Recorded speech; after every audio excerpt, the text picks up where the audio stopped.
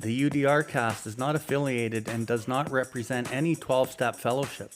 I, Bill Ward, the host of the UDRcast, will be sharing my experience and my journey of recovery. That does include, but is not limited to, the literature contained in the Big Book of Alcoholics Anonymous and the 12 Steps. Our guests will be sharing their own path to recovery and what has worked for them. The UDRcast encourages and supports all paths to recovery.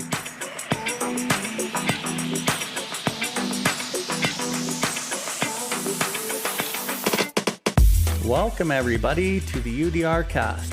UDR stands for Uncover, Discover, and Recover. My name is Bill Ward, and I'm coming to you from the recovery capital of Canada, Calgary, Alberta. Here we are going to discuss everything recovery, different perspectives, different experiences, both with the people I know and with others from around the world. If you resonate with anything you've heard on this episode today, we ask that you share it with anyone who you think may benefit from it.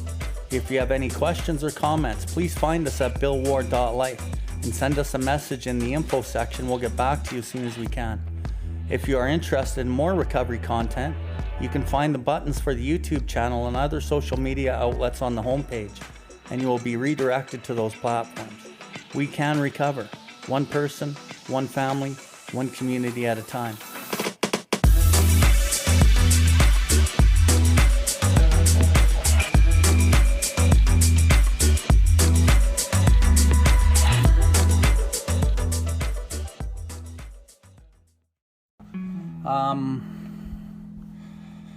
So let's talk about kind of the program in general. Humility. Step 7 is the principle is humility. The basic main principle, the foundation principle of the program is humility. There's 3 phases of humility in my opinion. Phase 1 is humiliation.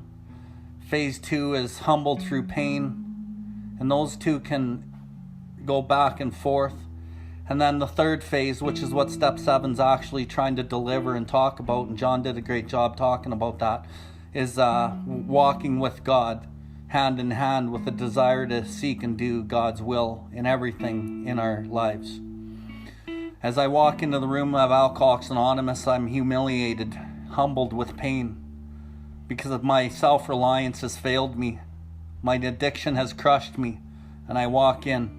There's some degree of humility, humbled through pain. And then you got to ask me to fucking believe in a power that's going to save me? There's some more humiliation and some more humbled through pain. Because don't you know, knowledge is power, and the more I know, the more I'm worth. And I got this, but I don't got this. And I concede to maybe this thing is going to work because it seems to be working for you guys. And then you ask me to turn my will and my life over? What the fuck are we talking about? Now I'm like, humility and humiliation are becoming fucking everything. And it talks about it in Step 7, admitting this powerlessness to this substance is my first step in humility through the pain of admission. But that is the barest beginning.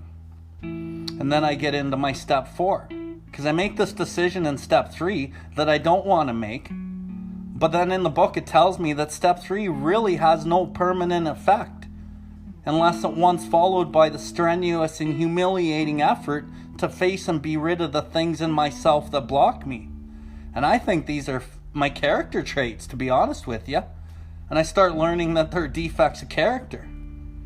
And I start seeing these things, and I start seeing why I actually use these things. Becca talked about it. I use them because they're my coping mechanisms, they're my weapons, they're my defenses. They're how I fight this thing called life, and how I fight my fellows to get what I think I need to make me happy and satisfied and secure. But then I realize these things are actually liabilities, and they're not personality traits, they're defense mechanisms. And then I get into my Step 5, and I get humbled by my sponsor as we go through this, and he humbles me properly. As I'm into the Step 4, in the Step 4 it talks about Being convinced that self has manifested itself in various ways is what had defeated us. That's what defeats me. So we considered its common manifestations. So I'm going to look at resentments, I'm going to look at fears, I'm going to look at sex conduct. These are just the common manifestations of these things that have defeated me.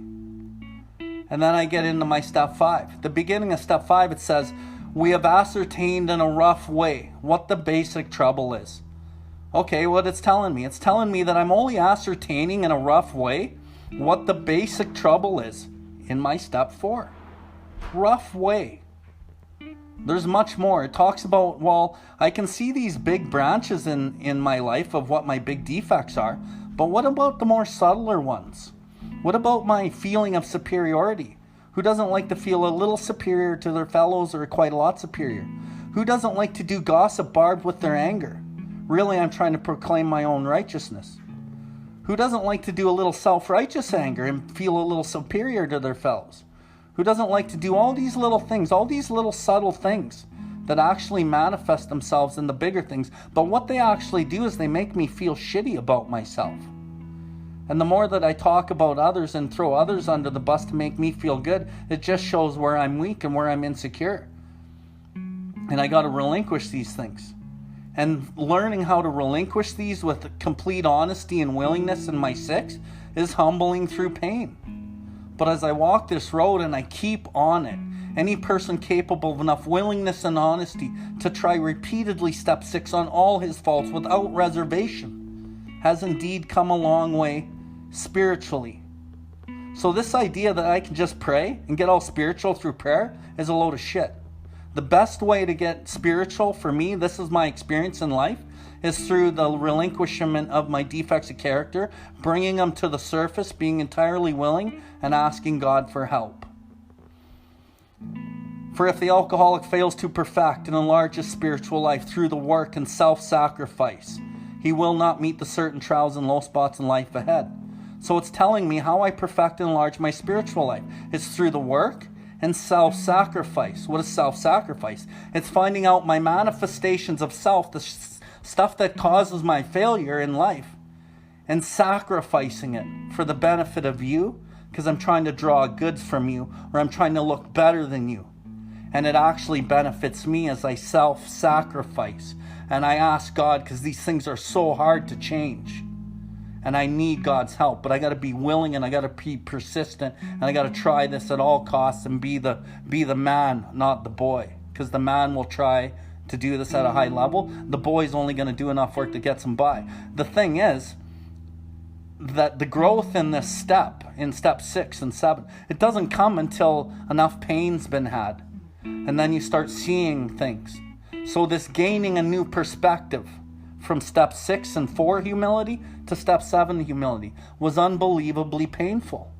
It was only by repeated humiliations and at the end of a long road and the final crushing of my self-sufficiency that I begin to see humility as more than a condition of groveling despair.